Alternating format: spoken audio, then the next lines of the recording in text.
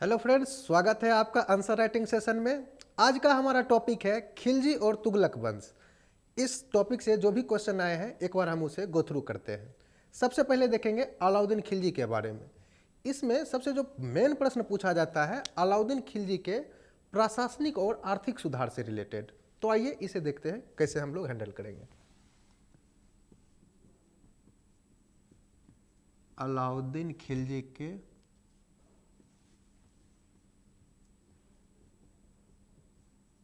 प्रशासनिक एवं आर्थिक सुधार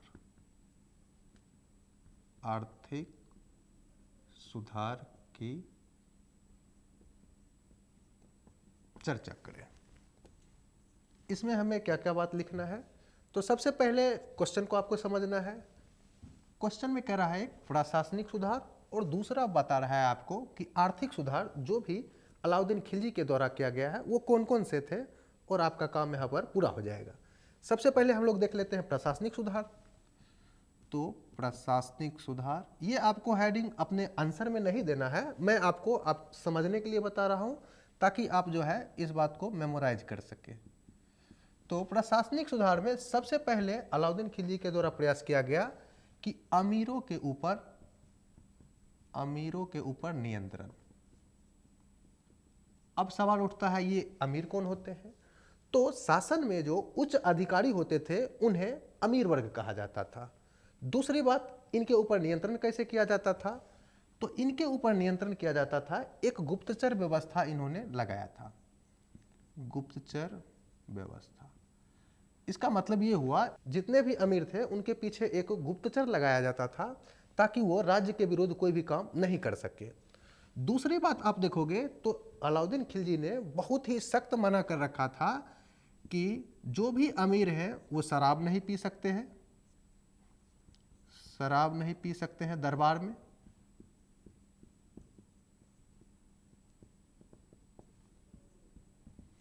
अगली बात आप देखोगे तो इसमें जो अमीर थे वो आपस में, यानी अमीर वर्ग आपस में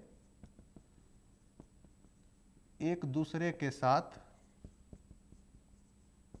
रिश्तेदारी तब तक नहीं कर सकते थे जब तक शासन यानी जो सुल्तान है वो अनुमति ना दे। तो ये आप देखोगे कि इनके ऊपर नियंत्रण रखने का एक प्रयास किया गया था। अगली बात आप देखोगे तो जागीर को सीमित कर दिया गया था। जागीर को सीमित, इसका मतलब क्या हुआ? पहले जो अमीर वर्ग होते थे उन्हें उनके कार्यों के लिए जागीर यानी भूमि का एक टुकड़ा दिया जाता था, लेकिन अलाउद्दीन खिलजी ने इसके बदले नगद वेतन देना आरंभ किया। तो ये आपको दिखेगा सबसे बड़ा परिवर्तन, और प्रशासनिक सुधार के तहत ये मुख्य परिवर्तन आपको देखने को मिलेंगे अलाउद्दीन खिलजी के काल में।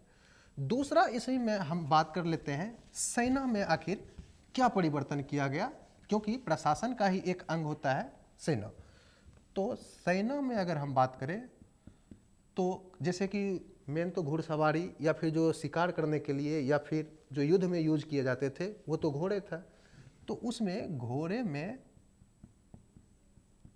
दाग एवं हुलिया प्रथा को लागू किया गया। इसका कारण क्या था? तो बहुत ऐसे अमीर होते थे वो अव्वल किस्म के घोड़े को बचाकर रख लेते थे, जबकि जो मतलब कह सकते हैं काम चलाऊ घोड़े होते थे उनको दिखाकर वो सुल्तान से ज़्यादा रकम की वसूली करते थे। और इससे क्या होता था कि युद्ध में उन्हें क्षति का सामना करना पड़ता था, क्योंकि जो अच्छे घोड़े होते थे उन्हें युद्ध में लगाया ही नहीं जाता था। और दूसरी बात, सुल्तान के राजस्व से ज़्यादा इनको राशि भी मिल जाती थी। तो इसलिए अलाउद्दीन खिलजी ने यह प्रयास किया कि घोड़े को दागा जाए, यानी उसमें एक चिन्ह लगा दिया जाए कि ये जो है घोड़ा वो राज्य की सुरक्षा में जाएगा। दूसरा, उनके हुलिया यानी कोई भी जो घोड़े होते थे उनका एक पार्टिकुलर चिन्ह लिया जाता था और उन्हें एक जो है पेपर में अंकित करवाया जाता था कि ये घोड़े का ये चाल है, या फिर यहाँ पे इसका जो चिन्ह है वो अन्य घोड़े से उसे अलग करता है। इस वजह से आप देखोगे कि इनके सैन्य जो है बहुत ही दक्ष हो गए। और दूसरी बात आप देखोगे कि इन्होंने अस्थाई सेना का गठन किया।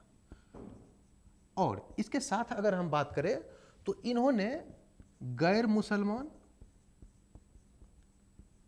और गैर तुर्की सेना को शामिल किया। ये कैसे?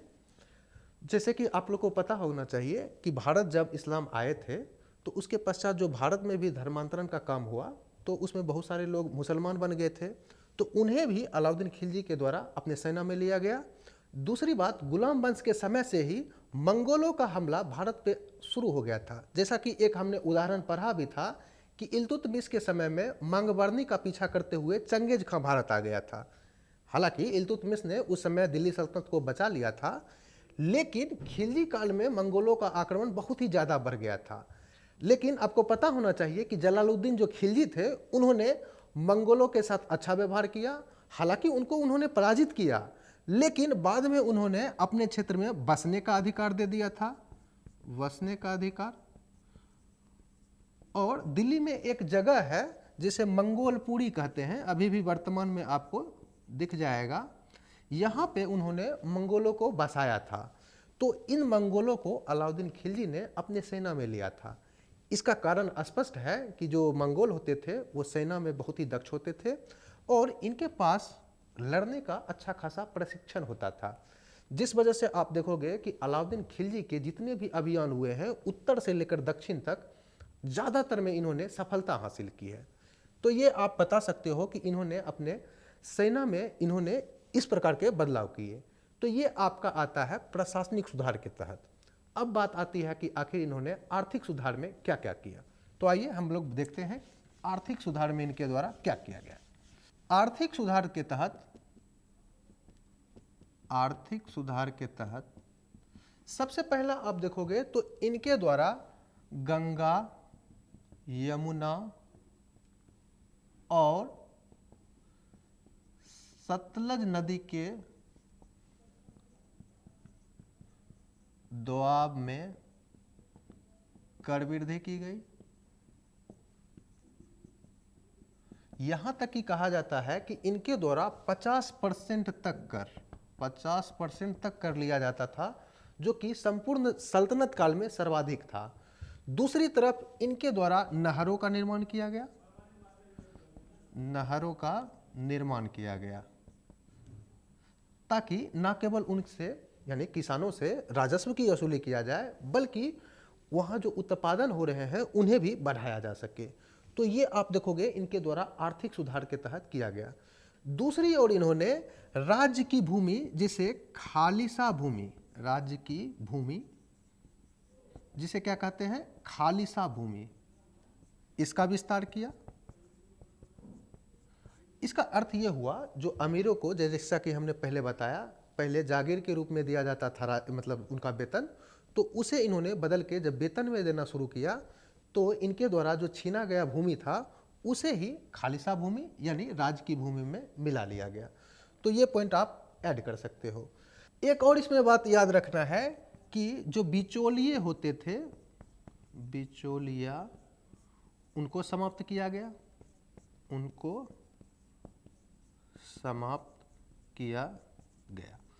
इसे खूत मुकद्दम भी कहा जाता था, खूत मुकद्दम।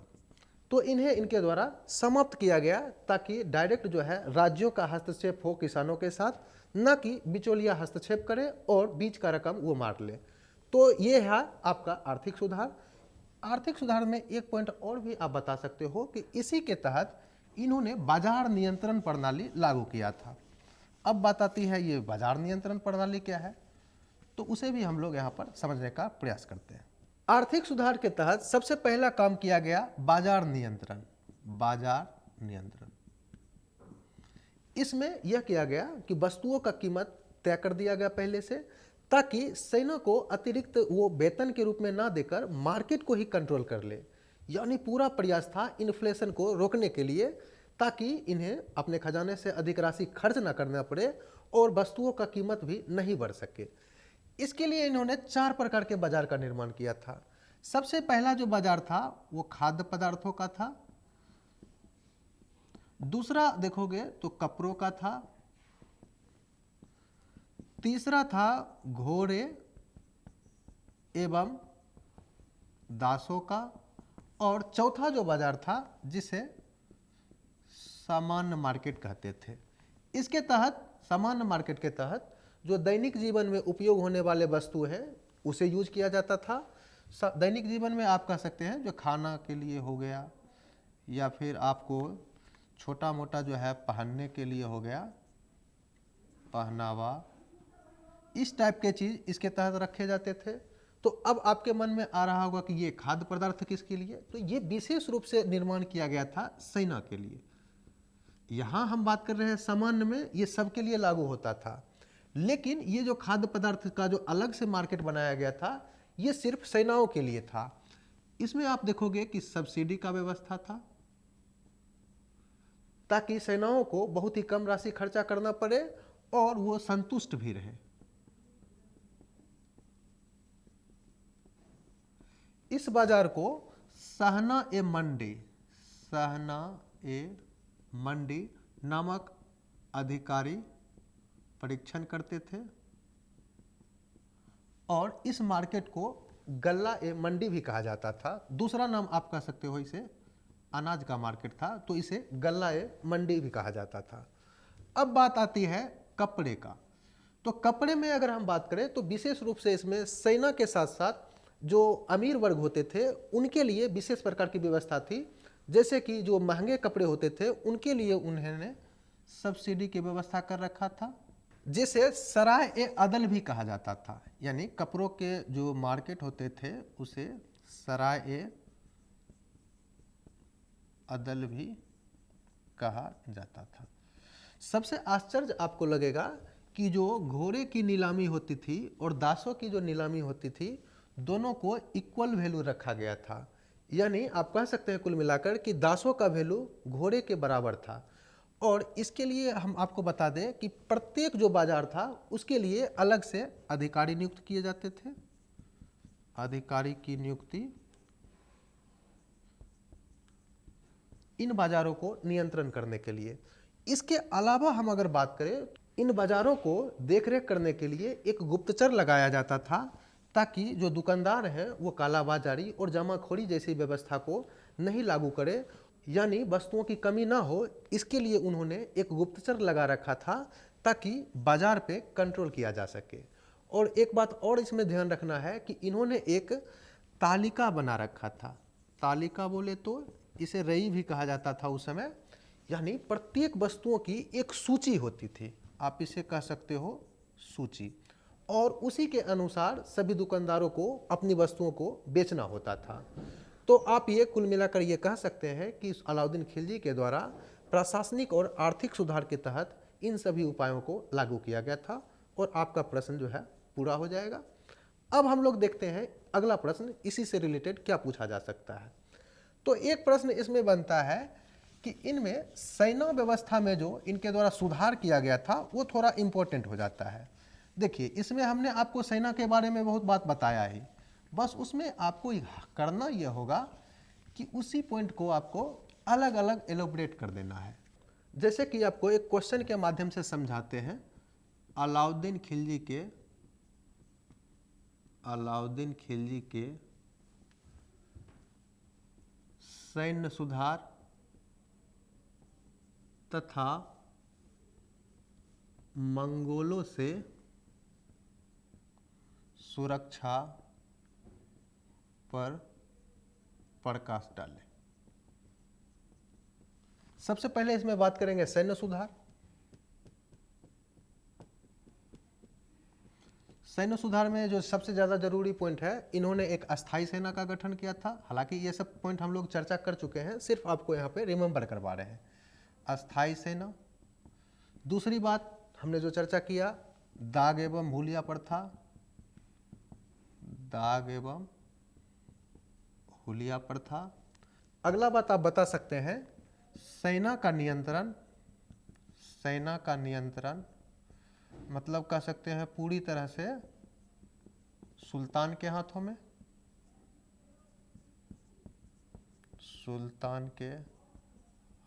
में, और इसके अलावा इन्होंने अपना सेना के पीछे भी एक गुप्तचर प्रणाली लगा रखा था। इसकी जरूरत क्यों थी? क्योंकि इसलिए था क्योंकि बहुत सारे ऐसे अमीर होते थे जो गलत घोड़े को दिखाकर वो अधिक से अधिक रकम की वसूली करते थे। तो ये क्रिया ना हो दोबारा और उनके प्रशासन में और उनके सेना में अच्छे क्वालिटी के घोड़े आ सके, इसके लिए इन्होंने इस गुप्तचर को लगा रखा था। अब जो सेकेंड पॉइंट पूछ रहा है आपको, मंगोलों का जो आक्रमण हुआ था तो उससे इनके द्वारा कैसे सुरक्षा किया गया, तो ये पॉइंट थोड़ा अलग हो जाता है। तो इसमें आपको लिखना है मंगोलों से सुरक्षा में 1299 में एक युद्ध हुआ था जिसे किली का युद्ध कहते हैं। उसमें अलाउद्दीन खिलजी ने मंगोलों को हराया था। दूसरा युद्ध 1305 और 6 में हुआ था जिसे अमरोहा का युद्ध कहा जाता है। यह भी मंगोलों के साथ हुआ था और इन दोनों युद्धों में अलाउद्दीन खिलजी ने मंगोलों को पराजित किया था। तो इस प्रकार से आप कह सकते हो कि दिल्ली सल्तनत की सुरक्षा मंगोलों से की। और इतना पॉइंट बताने के बाद आपका काम हो जाएगा। तो इस क्वेश्चन में इतना ही डिमांड था जो कि आपको बताना था। आइए हम लोग देखते हैं अब तुगलक वंश से रिलेटेड क्या प्रश्न पूछे जाते हैं। तुगलक वंश में सबसे इंपॉर्टेंट जो हो जाता है मोहम्मद बिन तुगलक और फिरोज शाह तुगलक। सबसे पहले हम लोग देखेंगे मोहम्मद बिन तुगलक के बारे में कैसा प्रश्न बनाया जा सकता है। तो एक प्रश्न जो हमेशा पूछा जाता है कि मोहम्मद बिन तुगलक एक प्रयोगवादी शासक था। इसका समालोचनात्मक वर्णन करें।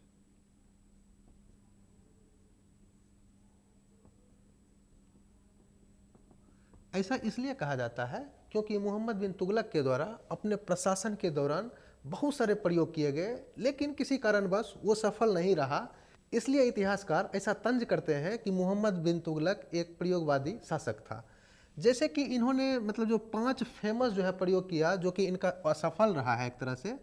सबसे पहला आप देखोगे तो इनके द्वारा राजधानी परिवर्तन का प्रयास किया गया। राजधानी परिवर्तन कहाँ से कहाँ किया गया? तो पहले राजधानी कहाँ था? दिल्ली, और बाद में इन्होंने किया दौलताबाद। दौलताबाद महाराष्ट्र में है। और इसके पीछे कारण बताया जाता है। कारण में आप बता सकते हो क्योंकि दौलताबाद जो है वो भारत के मध्य में है। यानी अगर आप महाराष्ट्र से शासन करेंगे तो आप उत्तर एवं दक्षिण भारत के ऊपर नियंत्रण आसानी से कर सकते हैं। इसलिए इन्होंने अपनी राजधानी को दौलताबाद रखा था। दूसरा कारण बताया जाता है कि इनके समय में मंगोलों का आक्रमण बढ़ गया था। तो मंगोलों से सुरक्षा के लिए भी इनके द्वारा अपनी राजधानी को परिवर्तित किया गया था। एक बात और भी ऐड कर सकते हैं कि प्रशासनिक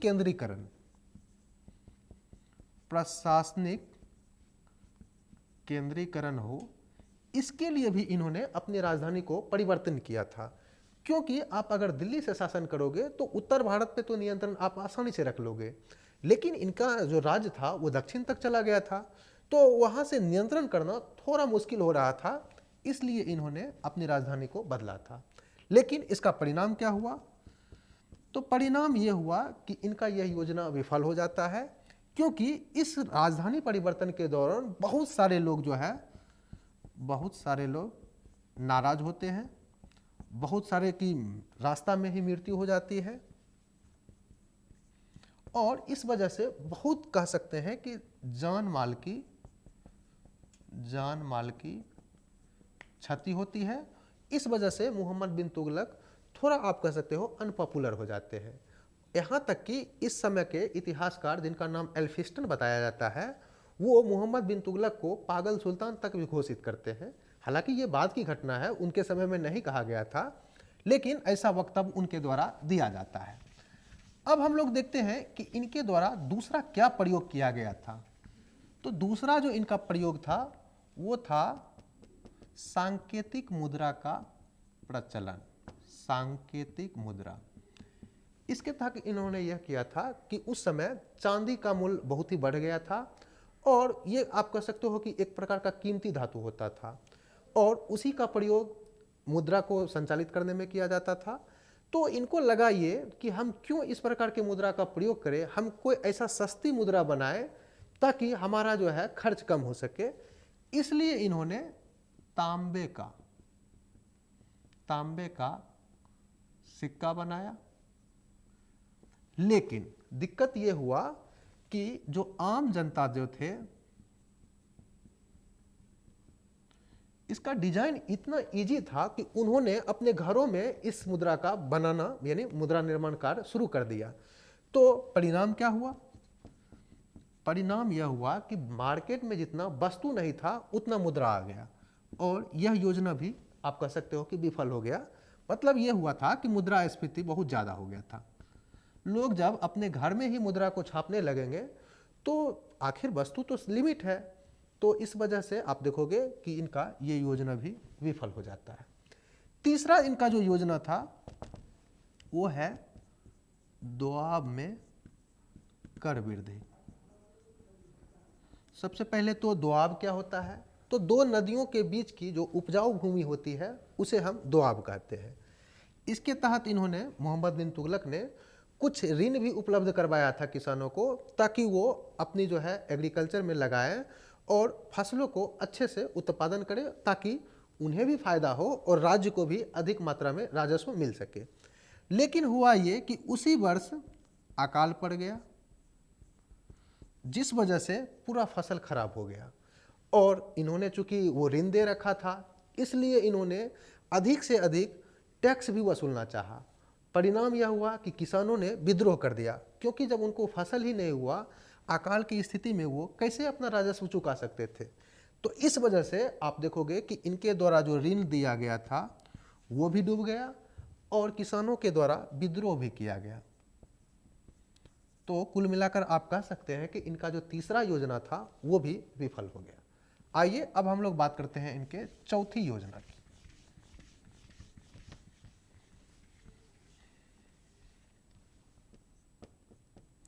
इनका जो चौथा योजना था उसे हम कहते हैं खुरासान विस्तार। इसके तहत यह हुआ था कि इन्होंने अपने साम्राज्य को मध्य एशिया तक फैलाने को सोचा और वहाँ के जो शासक थे उनसे एक संधि या फिर कह सकते हैं समझौता भी किया था। और इसके लिए इन्होंने अपना 1 लाख सेना तैयार किया था, जिसे अग्रिम वेतन यानी पहले उन्हें वेतन दे दिया गया था ताकि वो इस अभियान के लिए राजी हो सके। लेकिन प्रॉब्लम यह हुआ कि उस समय जो मध्य एशिया के शासक थे जिनके साथ इन्होंने ये समझौता किया था वो बदल जाते हैं। इस वजह से इनका ये योजना आप कह सकते हो विफल हो गया और जो सेना थे वो विद्रोह न कर दे, इसके लिए इन्होंने एक नया योजना लागू किया जिसे कराचिल अभियान भी कहते हैं।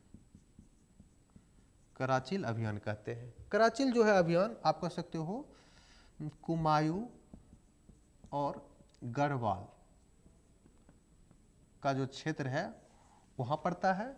वहाँ पर उन्होंने चाहा कि उस क्षेत्र को हम जीत लें।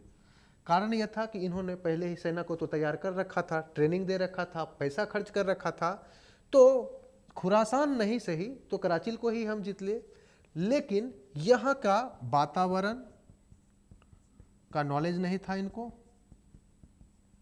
चूंकि यह जो क्षेत्र है वो पठारी है और ठंड वाला क्षेत्र है।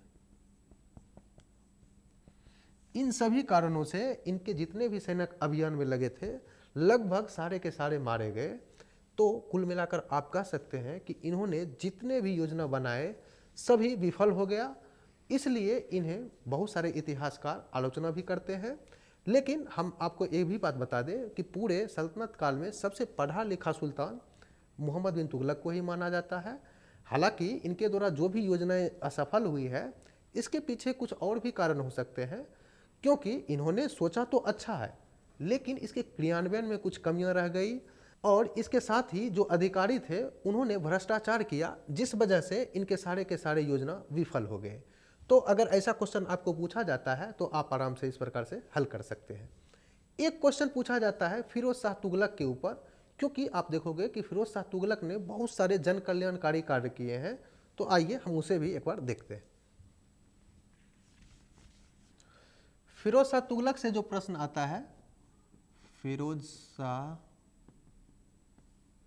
तुगलक के जन कल्याणकारी कार्यों का वर्णन करें। इनके द्वारा कुछ जन कल्याणकारी कार्य किए गए उसे आपको यहाँ पर बताना है। तो सबसे पहला इनका कार्य था करों को युक्ति युक्त बनाना तथा किसानों को आर्थिक सहायता। इसमें आप देखोगे जो कि सल्तनत काल में पहले 20 से अधिक कर लग रहे थे, तो इन्होंने सभी करों को समाप्त कर मात्र 4 कर रहने दिया। जैसे आपको कुछ पता भी होगा, चरी, घड़ी, गढ़ी, ये सब कर थे जिनको इन्होंने लागू किया था। चरी पशुपालन पे लगाया जाता था, गढ़ी कर मकानों के ऊपर लगाया जाता था। तो इस प्रकार से आप देखोगे कि इनके द्वारा करों का युक्ति युक्तकरण किया गया। दूसरी बात आप देखोगे तो इनके द्वारा कृषि के विकास के लिए एक ऋण दिया गया था जिसे तकावी ऋण भी कहा जाता है। तो ये आपके लिए एक इम्पोर्टेंट हो सकता है और ऐसा आप ऑब्जेक्टिव में भी देखोगे तो ऐसा पूछा जाता है कि इनके द्वारा जो किसानों को दिया गया ऋण था उसे क्या कहते हैं। दूसरी बात, इन ऋणों को जो देने के लिए एक विभाग बनाया गया था जिसका नाम था दीवान ए कोही। तो कृषि के विकास के लिए एक डिपार्टमेंट बनाया गया था जिसे दीवान ए कोही कहा जाता है और उनके द्वारा जो ऋण दिया जाता था उसे तकावी ऋण कहा जाता है। ये आपको पहला पॉइंट में लिखना है। दूसरा पॉइंट आप देखोगे तो इन्होंने कृषि के सुधार के लिए नहरों का जाल बिछा दिया था। नहरों का जाल। ऐसा भी प्रश्न पूछा जाता है कि सर्वाधिक नहर सल्तनत काल में किस सुल्तान के द्वारा बनाया गया। तो आपको याद रखना है कि फिरोज शाह तुगलक ने ही सर्वाधिक नहरों का निर्माण किया गया था। इसके पीछे का कारण था उपज में वृद्धि, ताकि इन्हें राजस्व अधिक से अधिक प्राप्त हो सके। और इसके अलावा जो भी बंजर भूमि थे, बंजर भूमि उसे भी उपजाऊ बनाया जा सके, इसके लिए इन्होंने नहरों का एक जाल बिछा दिया था। तो ये अभी तक हम लोगों ने 2 पॉइंट को देखा। अगला जो पॉइंट आता है उसमें आप देखोगे कि कुछ जन कल्याणकारी संस्था बनाया गया। इसके तहत आप देखोगे कि जो बूढ़े होते थे, जो बीमार होते थे और जो लाचार होते थे, उनके लिए एक डिपार्टमेंट बनाया गया था जिसे दारुल ए सफ़ा कहा जाता था। और इसके अलावा इन्होंने दीवान ए खैरात, जिसे दान विभाग भी कहा जाता है, बनाया था। इसके तहत ये होता था कि जो गरीब हैं, विधवा हैं, उनकी सहायता के लिए इस डिपार्टमेंट के माध्यम से कुछ जन कल्याणकारी कार्य किए जाते थे। तो ये पॉइंट भी आप लिख सकते हो। इसके अलावा इन्होंने दासों के लिए भी कुछ काम किया था, दासों के लिए। उसके लिए एक डिपार्टमेंट बनाया गया था जिसका नाम था दीवान ए बंदगान। इसमें क्या होता था, तो जो दास होते थे उसको प्रशिक्षण दिया जाता था। किस बात के लिए, तो सैनिक कार्यों के लिए।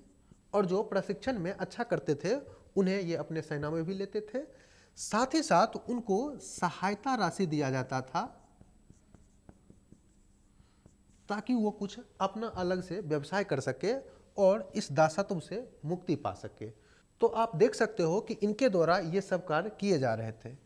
एक इसमें और ऐड किया जा सकता है कि इन्होंने शिक्षा के लिए भी और अस्पताल के लिए भी कुछ काम किया था, जैसे कि शिक्षा और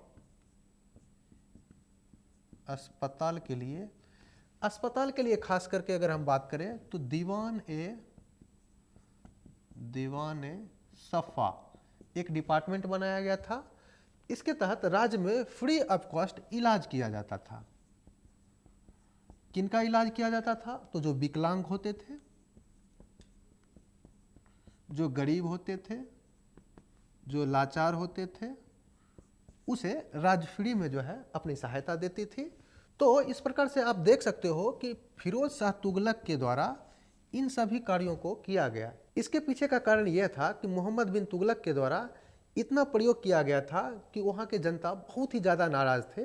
तो फिरोज शाह तुगलक को थोड़ा जन कल्याणकारी कार्यों में लगना पड़ा। हालांकि इनका यह प्रयास जो है ज़्यादा दिनों तक चला नहीं, क्योंकि आप देखोगे कि फिरोज शाह तुगलक के बाद जल्द ही जो है तुगलक वंश समाप्त हो गया और उसके बाद सैयद वंश की स्थापना हो जाती है।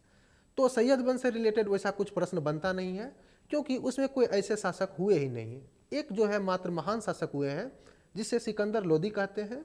तो उनके द्वारा जो प्रश्न पूछा जाता है तो ऑब्जेक्टिव में ज़्यादा प्रश्न आएगा, क्योंकि उनके द्वारा एक माप की प्रणाली यानी भूमि माप की प्रणाली लागू किया गया था जिसे सिकंदर एक गज भी कहते हैं।